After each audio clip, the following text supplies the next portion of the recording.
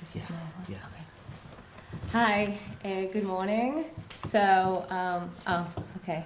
So, one of the advantages of being visually impaired is you're all a blur, so that definitely makes it easier for me up here. Okay, so why Michael Sgan-Cohen? What was so special about his work? Well, for years, when I first came to Israel, I always wondered why Israel did not more fully embrace its, can you hear me? Its Judaism and its Jewish heritage. And so when I first came face to face with Michael Sgan-Cohen's Hineni, with its bold, uncompromising Jewish content, I saw a fantastic opportunity to put my confusion to good use regarding the Israeli/Jewish polemic. I was, however, taken aback by Amitai Mendelssohn's comment regarding the Israeli art field's initial reaction to Sgan-Cohen's first solo exhibition in 1978. And I quote, hoping that I have enough light here, Sgan-Cohen's work was received in Israel like creatures from another planet. This was due to their direct engagement with Judaism in a modernist American contemporary style. The exhibition did not arouse much critical comment, with the exception of an important article by art critic Adam Baruch, who followed Sgan-Cohen's Sgan-Cohen's career and facilitated his reception onto the Israeli art scene. And I just realized now I should have moved the slide, but forgot. The discrepancy between my immediate engagement with Sgan-Cohen's art and the Israeli art field's reaction suggested questions. Why did the Israeli art field relate to Sgan-Cohen's work as foreign objects? It's clear that he's relating to Judaism. So that was very strange as far as I was concerned. How was the concept of conceptual art comprehended or not at the time? Well, it was in full swing in the States. Why was Judaism problematic? Well, it goes with my confusion. And why and in what way did Michael Sgan-Cohen need help and assistance in his work to find its place within the Israeli art field? Well, that's what we're going to see as we go along. Initially, however, a few words about Michael Sgan-Cohen's biography. He was born near Rehavia in Jerusalem to German-born parents, and it seems very fair to say that he was an hegemonic Israeli tzabal. Now, this means he was raised by the Ashkenazi elite, who went to all the right schools, secular and left-wing. He served as an officer in the IDF and went on to Hebrew University to study art history and philosophy. For a short while, he worked as an art theoretician, but rather than further this career, he decided to go to the States and further his education. There he completed his master's and his PhD and crossed rigid borders into the world of practicing artist. Now, this transition from art theoretician to artist was quite uncommon and not well received by the art field. So he crossed these rigid borders and mounted his first exhibition in 1978. Upon returning to Israel, he continues as an art theoretician, mounting his second solo exhibition in 1994. Now, unfortunately, Michael Sgan-Cohen passed away in 1999, and following his untimely death, a third solo exhibition was mounted in 2004. Okay, now onto the exhibitions. So I will be discussing the exhibitions, and I'll also be citing essays from key art critics. So as we can see, Sgan-Cohen's first solo exhibition is text-based art, referencing the Jewish sources in a conceptual manner, and was mounted in the Tel Aviv Kibbutz Gallery. Please, thanks. Was held in the Tel Aviv, in the HaKibbutz Gallery in Tel Aviv, and was mounted by Miriam Tuvia Bonet. Thank you.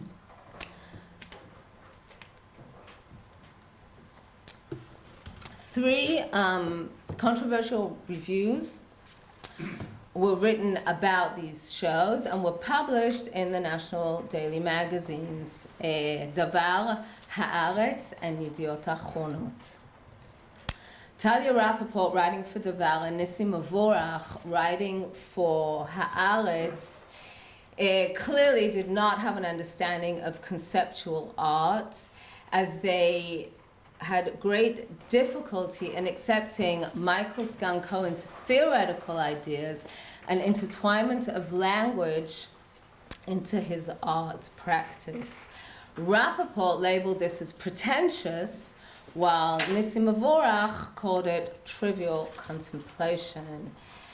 And this is further seen, their lack of understanding of conceptual art is seen further by Talia Rappaport, as she changes her tone and depicts his transcriptions of the 12 minor prophets, which we can see as conceptual. She decides to interpret it through formal analysis, claiming it shows signs of good old established painting.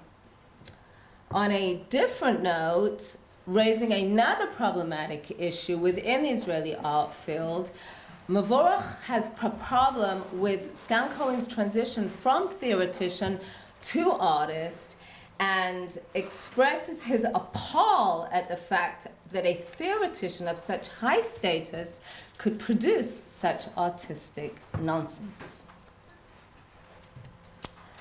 The well-respected art critic Adam Baruch had also crossed rigid borders, but in an opposite direction to Sgan-Cohen. As he was born in Mea Shiurim into the religious world of the Talmid Chacham, he transitioned from this world into the secular realm of art theory. Now, in direct opposition to Mavorach and Rappaport, Baruch recognized Sgan-Cohen as an artist and found his intertwinement of theoretical and philosophical ideas as a great asset to his work. Furthermore, by comparing Sgan-Cohen's handwritten transcriptions to that of the Talmud and that of the culture of footnotes, Baruch revealed his understanding of a multi-layered system that drew from the academic and the Jewish. And it showed that up until this point, as he drew from both the academic and the Jewish, seeing this as part of a multi-layered system within Sgan-Cohen's art, we have seen that at this point in time, this was completely frowned upon by the Israeli art field. In expounding upon Sgan-Cohen's move towards the Jewish, he wrote another two articles a little bit out of context in 1981 and in 1983. And I think maybe in 1981, Michael Sgan-Cohen came to visit in Israel, and possibly that triggered the article. But he expounded upon Sgan-Cohen's moving towards the Jewish, and by doing so, he highlighted a predominant tension between the secular Israeli identity and a Jewish one. And in doing so, he drew a parallel between Sgan-Cohen's transition from theoretician to artist as being couched in his transition from a secular persona to a secular identity to a Jewish one. In his second article in 1983, he offered a plausible explanation as to why the Israeli art critics had difficulty in understanding Sgan-Cohen's work and did a playoff with the word Hebrew, claiming that the Hebrew of the Israeli art critics was written in Israeli, while Sgan-Cohen's Hebrew was written in a different language, one not yet quite understood by the Tel Aviv critics. And in this manner, maybe, perhaps, Sgan-Cohen was trying to say that the Tel Aviv critics were speaking the secular, while Sgan-Cohen's work communicated the Jewish. And so in summarizing the end of the 70s and the early 80s in the Israeli art field, we can see that they were struggling to understand the concepts and underlying principles of conceptual art, the merging of theory with practice, and the referencing of Jewish material in the aesthetic practice. And with Sgan-Cohen's first solo exhibition embodying all these three challenging issues, his art at this point in time was sidelined by the Israeli art field. So, fast forwarding 15 years to 1994, Sgan-Cohen mounted his second solo exhibition in the Ramat Gan Museum of Art, as opposed to a gallery, and again was curated by Miriam Tuvia Bonet. And as we can see, his art still referenced the Jewish sources in a conceptual manner. This did not change, but his work was more figurative as opposed to text-based. Now, during the same time frame, the Israel had changed, as it had undergone several distinct changes.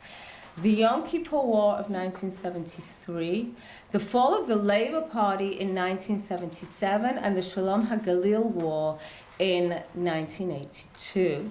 And as a result of these upheavals, the disintegration of the mythical Tzabar and a questioning of the Zionist narrative and the Israeli Jewish identity were raised, as Israel seriously underwent cultural, political, and cultural upheavals. And while we have a couple more seconds as the exhibition is still running, I will just mention that Miriam Tuvia Bonet curated, as I've said, both exhibitions, and has never ever, in all the readings that I found, been credited for that. And it's something that's bothered me all the way through my research. And so here, finally, I would like to give her a stage. So, once again, Adam Baruch glorified the input Sgan-Cohen's theoretical work had had on his practice of art. And he also introduced a new key concept into the discourse surrounding Sgan-Cohen, the Talmid Chacham Chiloni, the secular learned scholar, whereby, according to Baruch, Sgan-Cohen simply abandoned his secular persona, secular identity, and became more Jewish. Now, for those of you who don't understand the term, Talmid Chacham is a student or a pupil that sits in a yeshiva and studies Torah all day. And Baruch has once again done a playoff with his words, and because Sgan-Cohen draws from the academic and the Jewish, he has called him a Talmid Chacham Chiloni, a secular learned scholar. Chaim Lusky, philosopher and art critic, artist, agreeing with Baruch, saw Sgan-Cohen's theoretical input as very beneficial to his work. Unlike Baruch, though, he did not perceive Sgan-Cohen as becoming more Jewish, but rather saw his Jewish referencing as being integral with secular culture, which we will come back to a little bit later. Another interesting point that Lusky added is he suggested that this second solo show created a meaningful and significant turning point within the Israeli art field as it bestowed the Jewish sources a legitimate place within the predominant secular Israeli art field. Some agree, some don't. Well, Chaim Maor, curator, teacher, art critic, artist, does not agree, and he claims that any discussion about Jewish art and Jewish painting creates anger, raises eyebrows, and it is a controversial issue amongst the Israeli art researchers. In an interview I conducted with Itamar Levy, a psychologist, curator, and art critic, he managed to fit me into one of his therapy sessions. He had an opening and zipped me in, and so I got to interview him. The thesis has a whole behind-the-scenes thesis going on. He shared with me his vision, an alternative approach which I hadn't heard before, where he joined between two strands, the Jewish and the conceptual, recognizing this as the uniqueness of Sgan-Cohen's work, and this I definitely agree with. However, in conjunction with all the other critiques, because Sgan-Cohen drew so heavily from the Jewish, the Israeli art field had great difficulty in comprehending his art.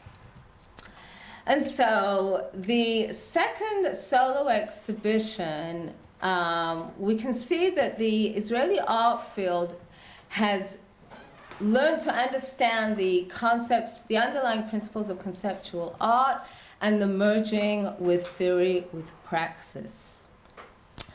And although the Jewish referencing in Israeli art had definitely become more mainstreamed, which we can see with the work of the renowned artist Moshe Gershuni and Arnon Ben David, it does still seem very fair to claim that controversy around this issue, the issue of referencing the Jewish sources in Israeli art, was still definitely controversial. Sgan-Cohen's third and solo exhibition, unfortunately mounted after his death in 2004, was held in the Israel Museum in Jerusalem and was called a retrospective. This exhibition exhibited work from '78 and more works around that time that weren't exhibited in 1978, and works from 1994, and more so other works that weren't then displayed, including works created after 1994, and we can see that Sgan-Cohen's signature style remains constant. Two articles published in the accompanying catalog, which is quite an impressive catalog, showed that both critics showed that first and foremost they recognized Sgan-Cohen as an artist and acknowledged the profound impact his intellectual ability and his intertwinement of language and text had on his aesthetic art practice. These articles were written by Yigal Tzalmona, the chief curator of the Israel Museum, and by Amitai Mendelsohn, the curator of Sgan-Cohen's third and solo exhibition. Another interesting point is both critics also acknowledged the referencing of Jewish material in the Israeli art, in Sgan-Cohen's art, as a non-issue, although their approaches varied.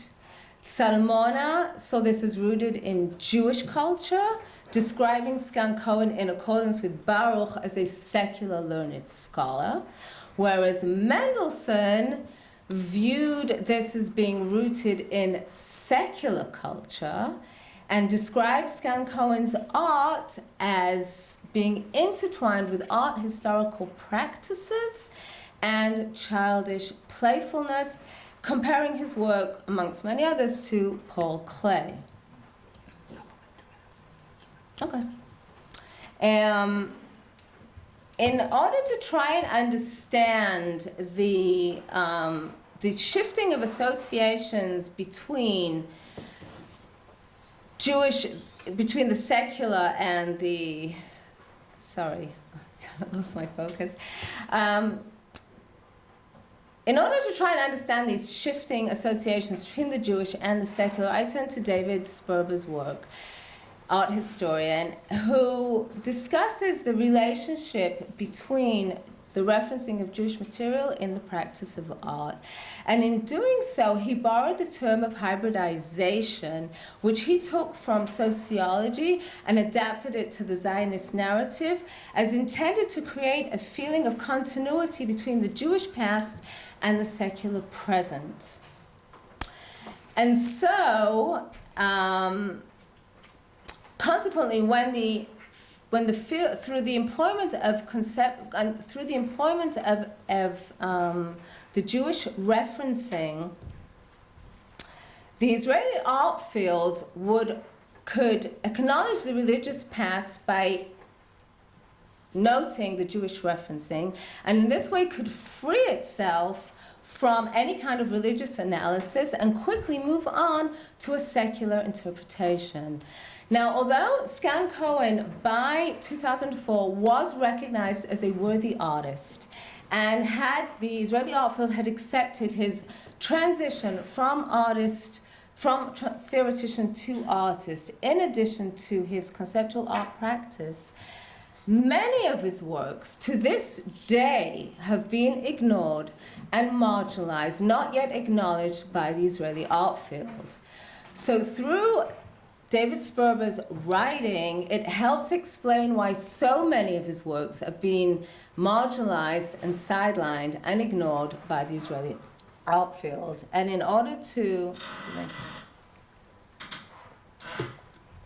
exemplify this, I will compare these two ready-made objects, sitting settlement on the left and chair with psalms on the right. Both were created in the mid-90s, and both were exhibited in 1994 and the 2004 exhibition. Sitting settlement, just by its name, has received multiple secular interpretations, whether cultural, social, political, and published in profound Israeli art magazines. I'll just name one, Studio, whereas Chair with Psalms, with a Psalms transcription on the back of the chair, to the best of my knowledge, has yet to be addressed by the Israeli art field. And so this raises the question if it is simply too Jewish. So in summing up Sgan-Cohen's reception to the Israeli art field, we can see that his signature style remained rather unchanged, while his reception metamorphosized from being unfavorable in 1978 to a more comprehensive stance in 1994, to be recognized as a commendable artist in 2004. And in parallel, the Israeli art field, who struggled to comprehend the practice of conceptual art and the merging of theory with practice in 1978, to increasingly accepting these in 1994. And while the referencing of Jewish material was still somewhat controversial in the mid-90s, it does appear to be greatly resolved by 2004. But was it really a resolved issue? As many pieces of art that reference the Jewish material have been ignored and sidelined by the Israeli art field, it raises the question if their fate was determined by their failure to ignite a secular interpretation. And so, in an interesting twist, it's interesting to note that the Israeli education system has incorporated Sgan-Cohen's art into the art history matriculation program. They have three programs: chronological, modern, and Jewish. Within the modern, it's neoclassical, 20th century, and Israeli art. But Sgan-Cohen's art has been incorporated into the Jewish art program, and under the subheading of the Jewish identity in contemporary modern Israeli art. And he is the only artist represented in this unit, and these are the two pieces of art that are represented there. And so it seems very fair to say that the Israeli education system recognizes the art of an Ashkenazi secular elite, secular artist as the sole artist whose art embodies and personifies the Jewish identity. And so this issue, it seems fair to say, has remained quite provocative, not only within the Israeli art field, but also between its various departments in Israel's social structures. And as I conclude, I would like to thank my advisor, Dr. Mirav Yerushalmi, for her enlightening guidance and for her willingness to answer and for her willingness to believe in me and, for her enlightening guidance and believing in me, my subject matter, and to Lior Sgan-Cohen, Michael Sgan-Cohen's widow, for her willingness to answer my endless questions and for opening her home and Michael Sgan-Cohen's archive so we could try and explain why Michael Sgan-Cohen's practice of Jewish conceptual art challenged and maybe still challenges the Israeli art field. Thank you.